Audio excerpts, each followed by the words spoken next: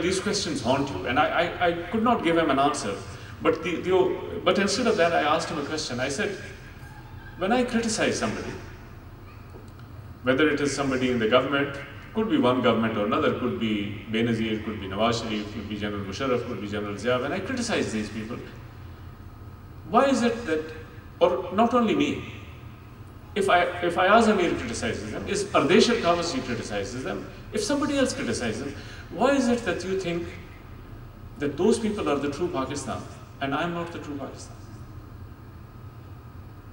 What is it that makes us sort of separate ourselves from this thing? But it comes back to this other question, which is, what is the we that we are talking about? What is the we that I'm talking about?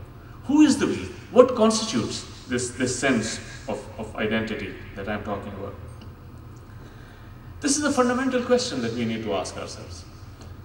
When my nephews and nieces and my daughter get up to ask me, what does it mean to be a Pakistani? I have to be able to give an answer to that question. And I was trying to give an answer to that question, and one of the ways in which I think about it, there is a wonderful writer, Jorge Luis Borges, who, in one of his short stories called Zahir, he quotes a Sufi philosopher, I think Zunoon Misri. He quotes a Sufi philosopher to say the following. He says, the Sufis believe that at each point in history, there are 4 people who hold up the sky. At each point in history, there are 4 people who hold up the sky. They keep the sky from falling because they're closer to God, because of their character, because of their personality, or because of their being close to God. They hold up the sky while people can continue to do whatever they're doing. It's a very interesting concept and a very provocative concept. So I asked myself this question. I said, if I were to tell my daughter the we about Pakistan, and I was to try to think about the 4 people who hold up the sky for us, what names would I take? And of course, when I put this question to you, all of you are thinking about the names that you would take. And I have my candidates, you have your candidates, and we might have something in common. But for instance, just to have the conversation, I would say, if I were to give 4 names, I would say Asma Jahangir. I would say Shoaib Sultan Khan. I would say Abdul Sattar. I would say Mukhtar Ahmad. I would say these are the 4 people today who hold up the sky for us Pakistanis. And why am I saying that? Because it is these 4 peoples, when I look at them, I think of them as being Pakistan. This is what Pakistan is.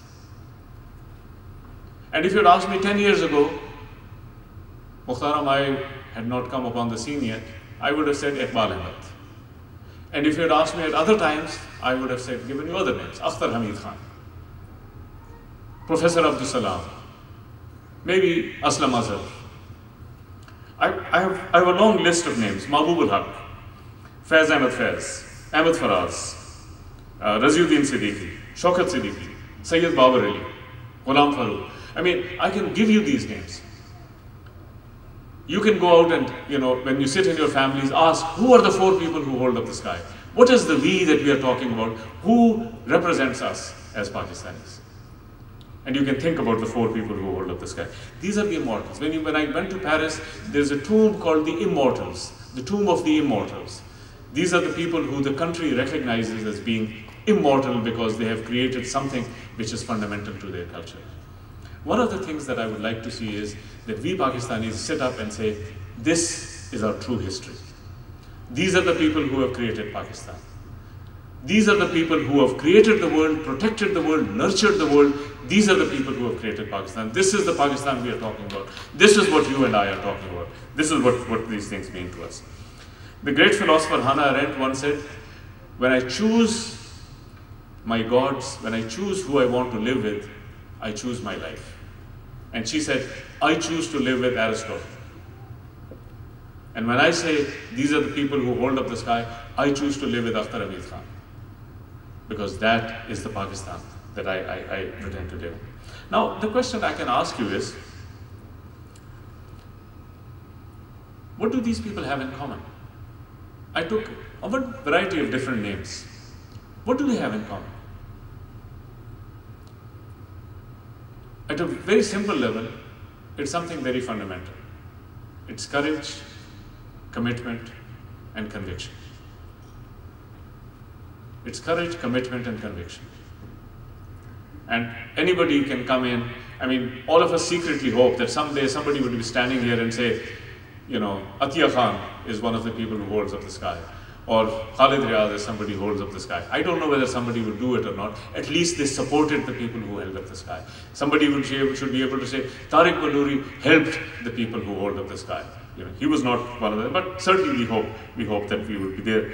But it is courage, conviction, and commitment. But the moment you answer that, you also realize that that is not quite enough. The great stunt rider, Evel Knievel, discovered 40 years ago that courage itself is not enough. You also have to get the motorbike over the valley. I mean, you can have as much courage as you want. If you don't get the motorbike there, nobody pays attention. The question is, when you think about these people, who are part of this community, what is the motorbike that they have gotten across the mountain? And there I have a little bit of an insight, an idea. What people were able to do, what these people are able to do, or what they have invested their life in, is something very simple. These are the people who have built the community. When I say these are the makers of Pakistan, these are the people who have built the community. And they have built the community in two different ways. First is, when I think 10 years ago when we were starting the Human Development Foundation, and we would sort of try to gather in a small room, it was very difficult to imagine that today there would be 10,000 people here who would be part of a community which shares a certain vision.